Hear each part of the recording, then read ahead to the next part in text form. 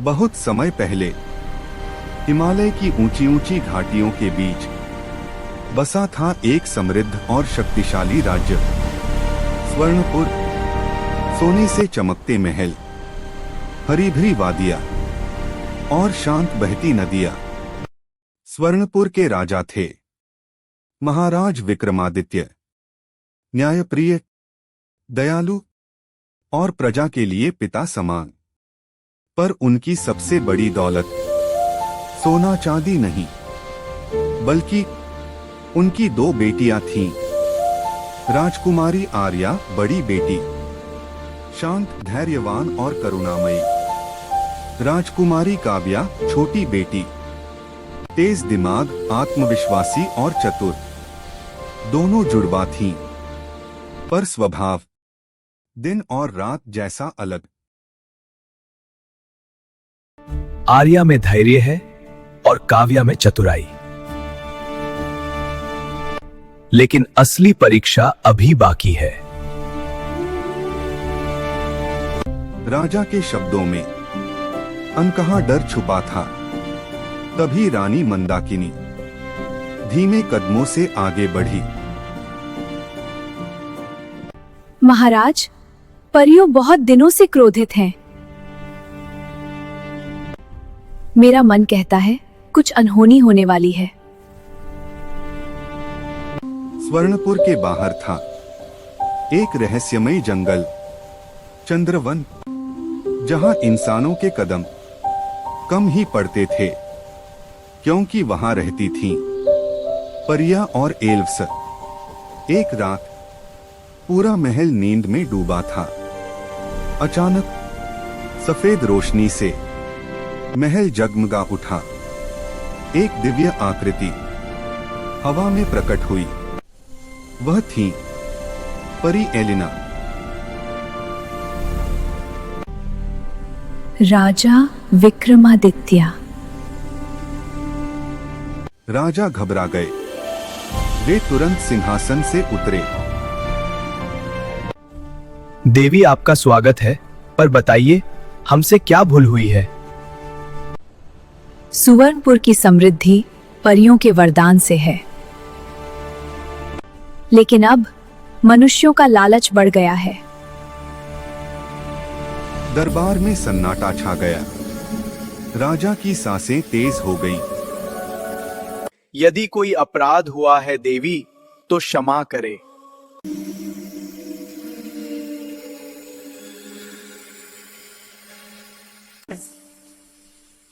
अब क्षमा नहीं, परीक्षा होगी। दोनों राजकुमारियां आगे आईं। आर्या और काव्या, तुम दोनों को 3 परीक्षाओं से गुजरना होगा। परी की बात सुनकर हवा भारी हो गई। राजकुमारियों की किस्मत लिखी जा चुकी थी। क्या ये परीक्षाएं राज्य को बचाएंगी या दो बहनों को आमने सामने खड़ा कर देंगी? कहानी अभी शुरू हुई है। यह कोई साधारण परीक्षा नहीं, हमारे राज्य के भविष्य की परीक्षा है। रानी मंदाकिनी ने दोनों बेटियों को अपने पास बुलाया। उनकी आंखों में डर भी था और विश्वास भी।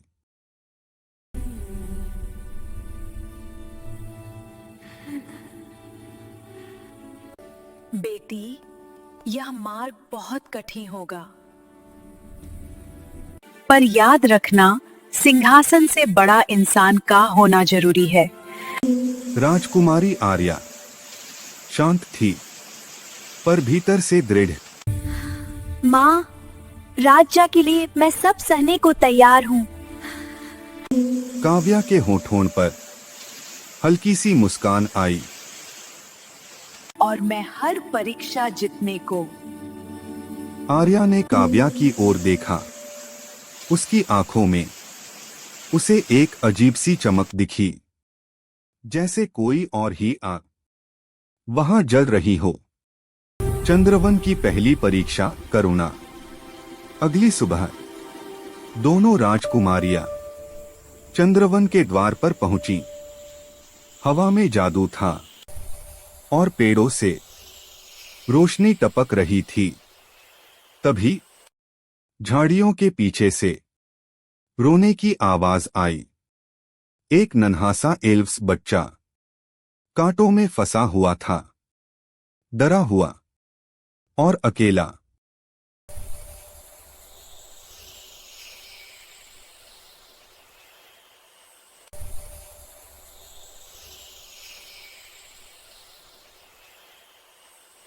दीदी, या हमें रोकने की कोई चाल हो सकती है। अगर मदद करना कोई चाल है तो मैं हर चाल में फंसने को तैयार हूँ। आर्या ने अपने हाथों से कांटे हटाए। उसके हाथ घायल हो गए, पर चेहरा शांत रहा। एल्व्स बच्चा बोला, सब मुझे छोड़कर चले गए। तभी तेज प्रकाश फैला। पहली परीक्षा करुणा में राजकुमारी आर्या सफल हुई। काव्या के चेहरे पर हल्का सा असंतोष उभरा। दूसरी परीक्षा त्याग। चंद्रवन के मध्य एक पत्थर का मंच था। बीच में जल रहा था स्वर्णदीप।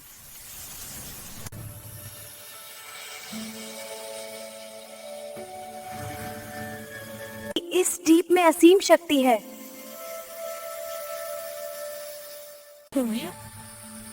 पर इसे पाने वाला अपनी सबसे प्यारी वस्तु खो देगा। क्या खोना होगा जिसे तुम सबसे ज्यादा चाहती हो?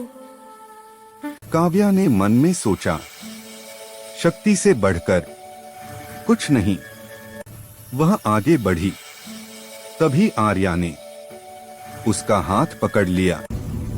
आर्या ने स्वर्णदीप की लौ बुझा दी। दीप टूट गया। दूसरी परीक्षा त्याग में राजकुमारी आर्या फिर सफल हुई। अब काव्या की आंखों में जलन साफ दिख रही थी। रात महल की छत पर काव्या अकेली खड़ी थी।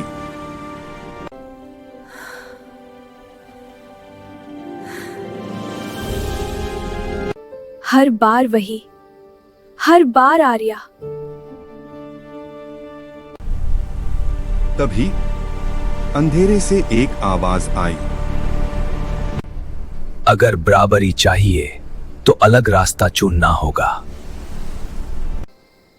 तुम कौन हो? मैं वो हूं जो तुम्हें तुम्हारा हक दिला सकता है।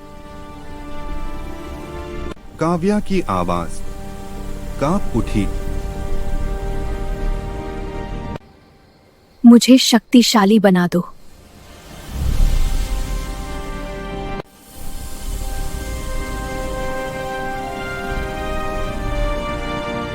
और अंधेरा और गहरा गया। तीसरी परीक्षा सत्य। अगले दिन स्वर्णपुर पर भयानक तूफान टूट पड़ा। नदियां उफनने लगी। आसमान काला हो गया।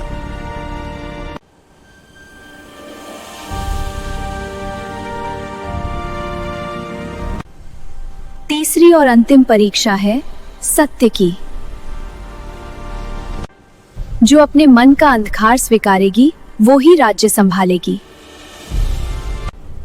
काव्या कहाँ है?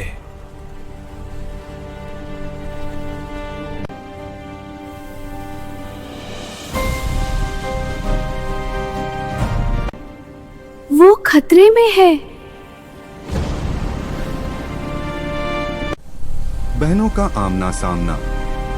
अंधकार गुफा के भीतर काव्या काली ऊर्जा से घिरी थी। काव्या, वापस आ जाओ। अब बहुत देर हो चुकी है।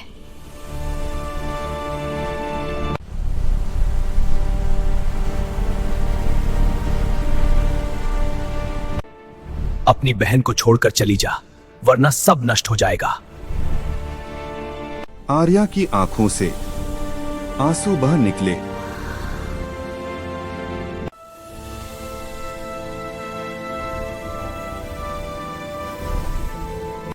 अगर उसे बचाने के लिए सब नष्ट करना पड़े तो मैं तैयार हूँ। आर्या ने अपनी राजकुमारी की शक्ति, राज्य का अधिकार सब त्याग दिया। उजली रोशनी फूटी, काला जादू टूट गया।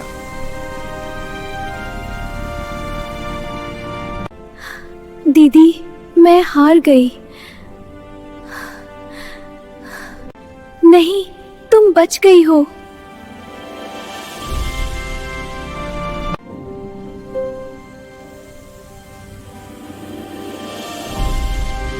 परी एलिना प्रकट हुई। आज साबित हुआ कि प्रेम ही सबसे बड़ा वरदान है। प्रजा ने जयकार की। शक्ति से बड़ा प्रेम और जीत से बड़ा त्याग होता है।